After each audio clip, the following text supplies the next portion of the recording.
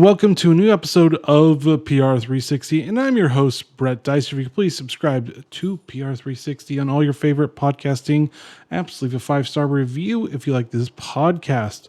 But this week, we're going to be talking about healthcare tech, all the fun stuff we take for granted now, like Google Health, like Apple Fit or Fitbit or whatever else that is entailed with healthcare tech or health tech. But this week I have Pearson with me, and she has 20 years of experience in the public relations and marketing for companies, clients, including industries for advertising, media, technology, and nonprofits. She's currently the director of marketing communication for health and wellness advertising agency, Abelson Taylor, and she's done a few other things in the healthcare or health tech industry as well. But welcome to the show, Pearson.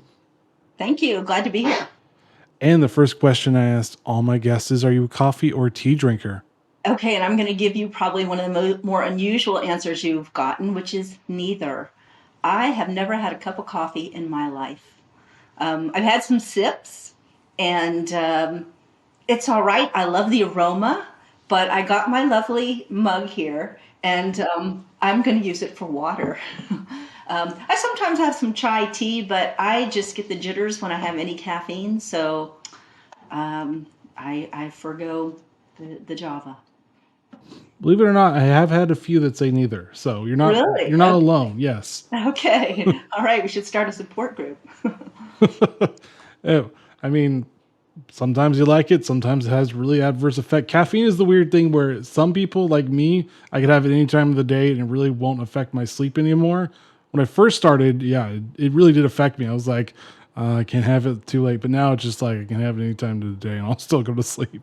Yeah. Have you ever seen the experiment with the spiders where they gave them different drugs, cocaine and different things and caffeine, and then watched the webs they spun?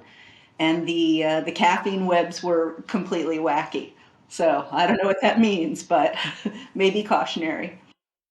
Fair enough. And I gave a brief summary of your expertise, but can you give our listeners a little bit more about what you do? Sure. So I've been in public relations since right out of college. That was my first career choice. And I've done PR, pure PR, communications, marketing. I've done a lot of focus on health and wellness, though I've also had spans where I've covered mostly technology, consumer goods, entertainment, hospitality, nonprofits. I've been in-house. I was at one company for 11 years in-house for the American Physical Therapy Association.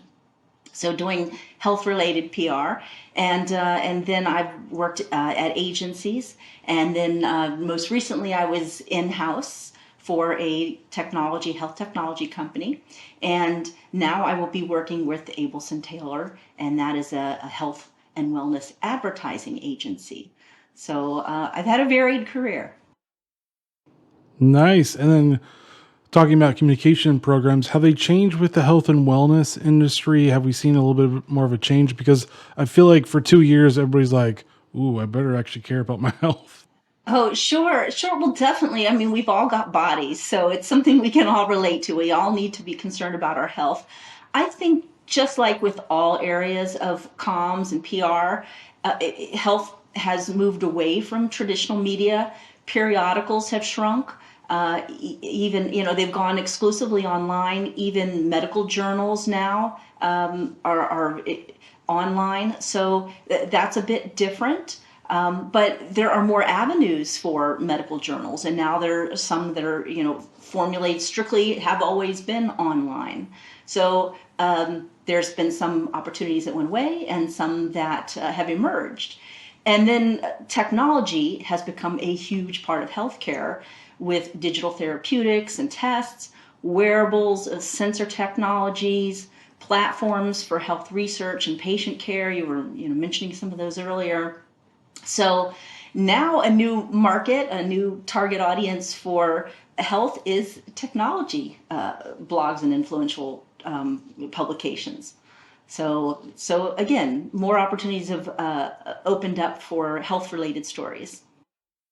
And then what kind of messaging has been resonating with your target audience when we're talking about health wellness? Has it been like trying to get to your ideal weight or whatever it is trying to do. Because I mean, we're always trying to like be, for the most part, as healthy as we can be. Obviously, we don't want to be like sick all the Right. time. So, is there any Sure. type of thing that is resonating? Maybe it's generational. Like, have you seen any type of that stuff? Well, obviously, it was all COVID all day, all the time for a couple years. So it was really difficult to get anything in the news cycle unless you had a COVID angle.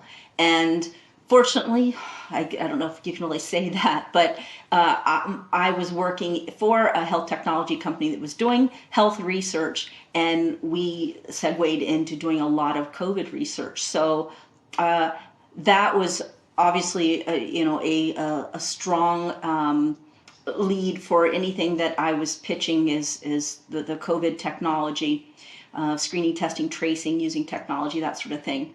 But we've all got bodies. We can all relate to being sick or well. So testimonial stories always have strong appeal with media and consumer audiences as well as B2B.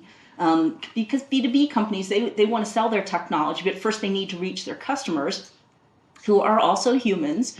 And we're all concerned at minimum with our own health or our loved ones' health. So telling stories about health and wellness products, how to improve your health and well-being, that's a solid opener for customers as well as media.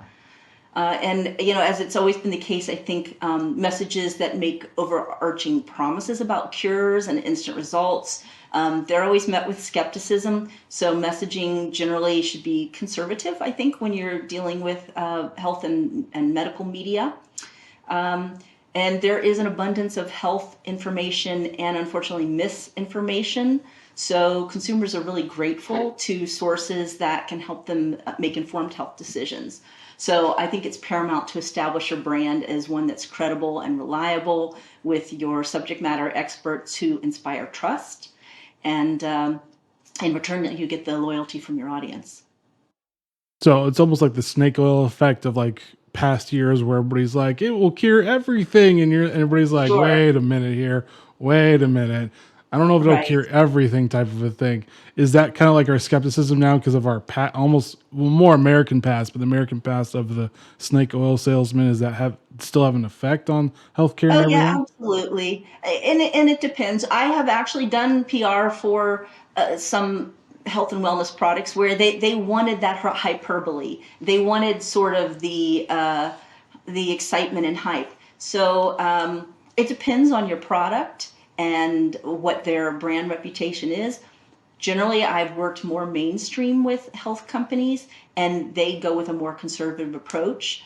So they avoid, and in general, we avoid saying the word cure for anything. We say management and treatment of whatever condition or illness, but we generally steer away from promises. So it's a lot about basically the wording of it. So basically, because if you say cure, people have a connotation to cure, like it will cure my ailments. But if you say treatment, you have a little bit more wiggle room to say like what it specifically it does. So you have to get into the nitty gritty of language, is what I'm hearing.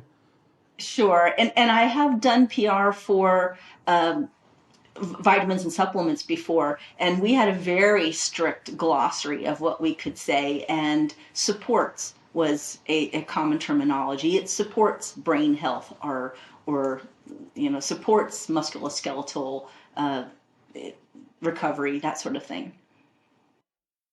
Gotcha. And then, what has been the most impactful content you have created in 2022?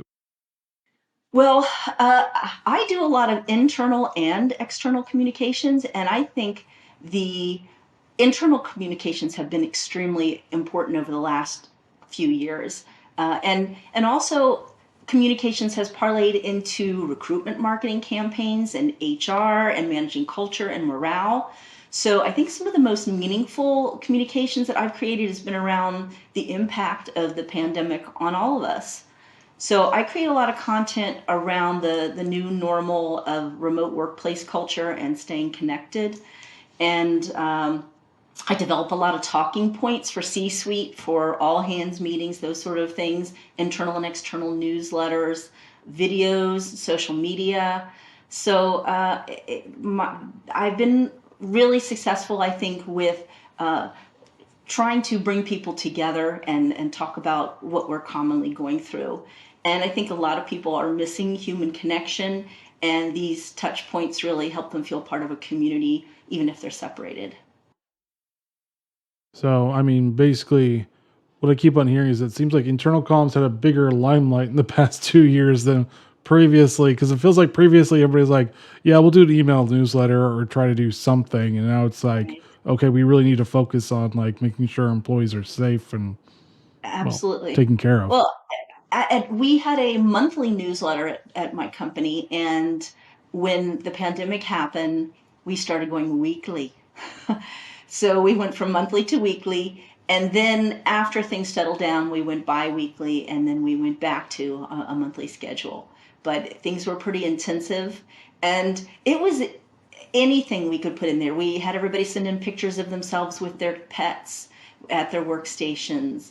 We talked about what's your new pandemic hobby, recipes, whatever. We just weekly had, we were chock full of content, and people were devouring it. We used SharePoint as our platform for our internal newsletter, and we would see when that went out, even though we only had 150 employees, we'd had 750 hits within an hour of distributing the newsletter. So people were going to it and reading various stories.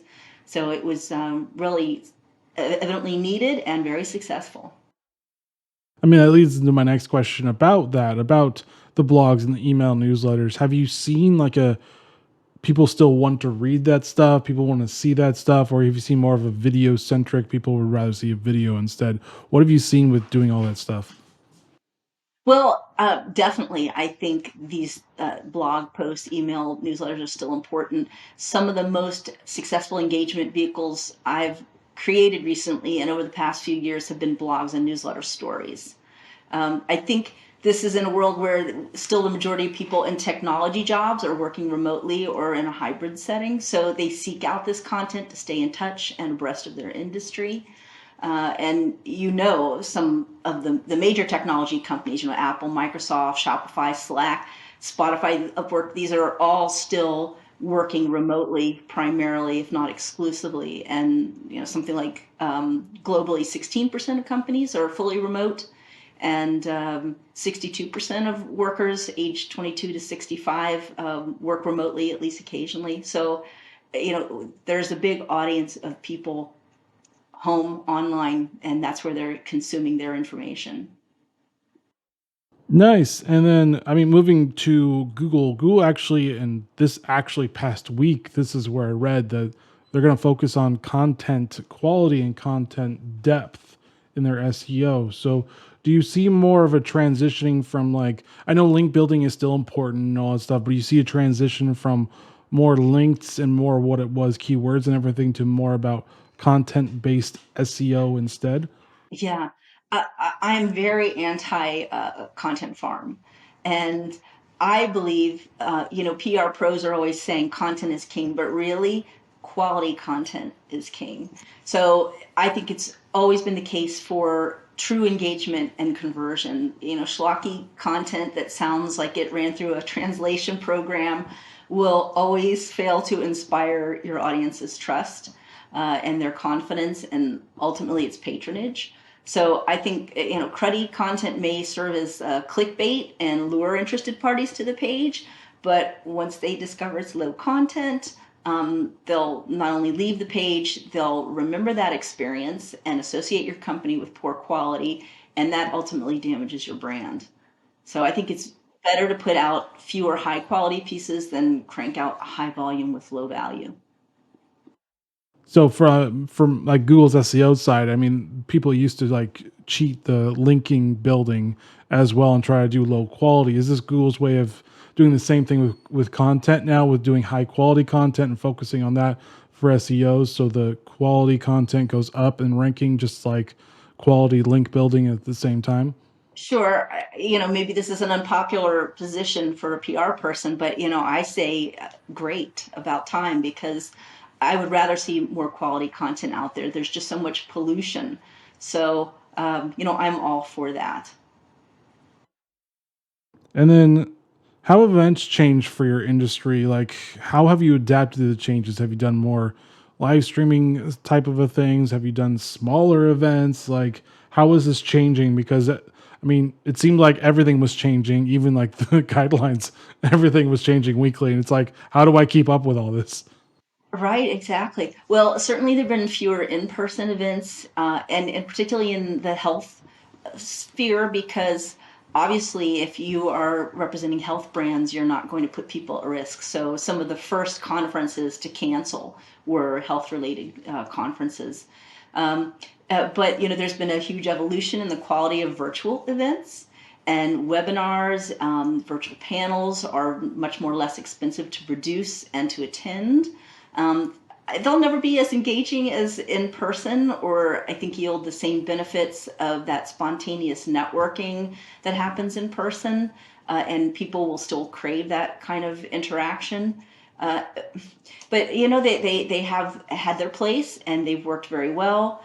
In-person events are returning, and unless we have, heaven forbid, another unforeseen surge or a new pandemic, I believe that we'll probably back to probably at least 80% of pre-pandemic levels. I think a boon has been that now there can be dual offerings of in-person and virtual, which meet the needs of more people. So you can select which way you want to attend. Yeah. And then, I mean, with that, do you see PR pros or even event people start to use like LinkedIn audio? LinkedIn audio is starting to do more event audio type of things. Do you see that as like an additional to your event? Because I mean, we're always trying to find the next way of trying to help our events become Yeah. successful. I mean, I'm not saying that social audio is taking off, it actually is dying down, but do you see it being somewhere of a niche for that as well? Well, so I admit I don't know much about LinkedIn audio specifically, but certainly the popularity of podcasts continues to explode, which means consumers are increasingly interested in audio offerings. And I know, Buzzsprout in 2022 did a study that said 62% of the population 12 years and up has listened to a podcast. Roughly 79% are familiar with the medium. Um, 80 million Americans are weekly listeners of podcasts. So podcasts will continue to be huge. There were things like Clubhouse that initially got a lot of people excited and had upwards of 10 million users, but they've slowly declined in the last year. But some new features are coming out, like the TED Talks on Clubhouse, and high-profile users like Elon Musk and Mark Zuckerberg on there have gotten sparked a lot of enthusiasm. But I think it's worth exploring other social audio apps, Discord, stage channels, Facebook Live audio rooms, Reddit Talk, Slack hurdles. There's so many coming out, Twitter Spaces, all competing with Clubhouse. So I think it's worth. Why not have another medium out there? But I wouldn't say that is going to be the new blogs and the newest hot content, but it's one format we can use. Yeah, I feel like it's more of a niche now than anything. I think the pandemic made it like really popular because it was something new and something interesting to listen to. But I feel like the Clubhouse made it so unpredictable that people didn't know what was going on because everybody could talk in the room, and that's never productive when there's too many Sure. voices. All right. Agree. Yeah, and I think Twitter's the only one that's really actually innovating it. Be it beyond Clubhouse. I just recently saw that they're going to be adding more podcasts into Twitter. So they're doing interesting things to it. And I think Facebook was like, nah, we're just going to try to become TikTok. Right. Yeah. Well, it's the highest form of flattery, right? To copy. It's been successful. My son's a TikToker, and it's addictive. I sit there and hours go by. I'm like, wait, what have I done? I've got so much to do, and these are thrilling. Fair enough. And I mean, even with that, could healthcare companies utilize TikTok or shorts I recently was listening to a podcast that's saying we should call it longs and shorts, so long form and short form. So do you think healthcare and all that should utilize shorts or from YouTube shorts or anything like that to help with more of the messaging and the content to be more high quality, or at least to get the younger Yeah. users? Well, it depends who your client is. If it's an IH, if it's a high profile, high status organization, they're probably not going to go to shorts like that. But these TikTok doctors who dispel myths and things like that, and they've become extremely popular. And so it's definitely a forum for some people. It just depends if you're a right fit for that format. Nice. And then fun question for you. If you could create a health and wellness company, what would you create?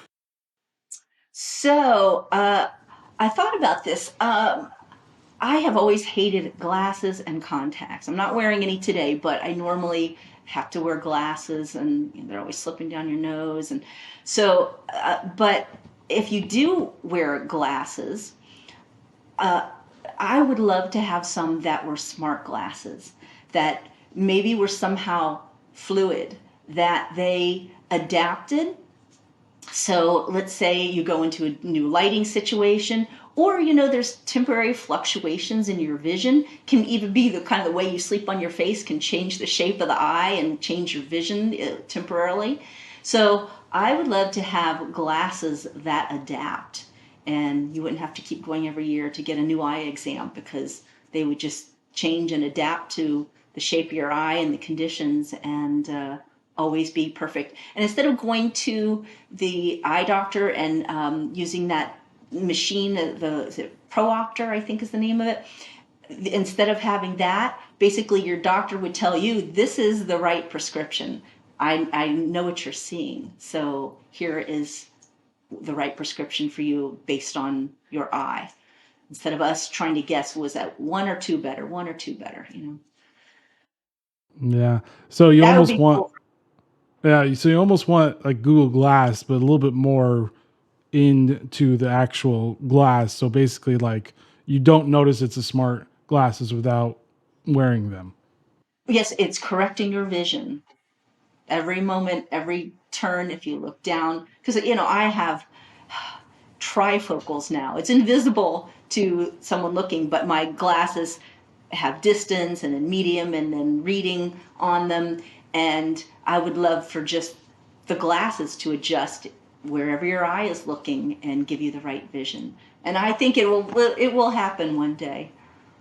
And they'll One say I day. was a visionary. Pun intended, too. Yes, absolutely. And where can people find you online? Well, on LinkedIn, I'm K Pearson B, and the same on Twitter. My handle's K Pearson B. So I'm there, and love to hear from people. All right. Thank you, Pearson, for joining PR36. Oh, any final thoughts, actually, for our listeners? Well, sure. PR is a moving target, and we all need to stay on top of how our profession's evolving and keep our skills refreshed and utilize learning opportunities like this podcast to stay current on trends and techniques that work.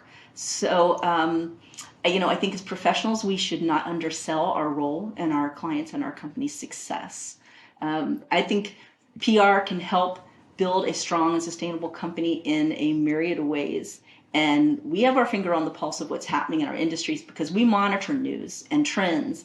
And we're often the first to know what's hot in the market, right? So our council can bring insight to company leaders, and we can build reputation, credibility with our quality content. We can help recruit and retain talent that supports sustainability.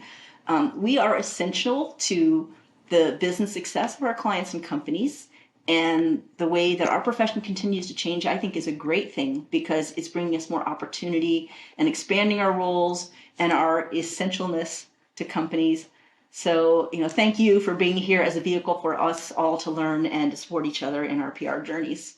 Now, of course, that's what we're always here for, to support each other so we can learn and grow, because PR is all about changing and learning and growing, sometimes a little too quickly, but hey, you got to do it. Yeah, absolutely. And Roll with the changes. yeah, and thank you for joining PR360 and sharing your knowledge on healthcare, health wellness, and all of those industries. Well, thank you for having me. It's been a pleasure. And thank you for listening to PR360. As always, please subscribe to PR360 on all your favorite podcasting apps. Leave a 5-star review if you like this podcast. And join us next week as we talk to another great thought leader in the PR industry. All right, guys, stay safe, get to understanding just quality content and your employees internally for internal comms. And see you next week. Later.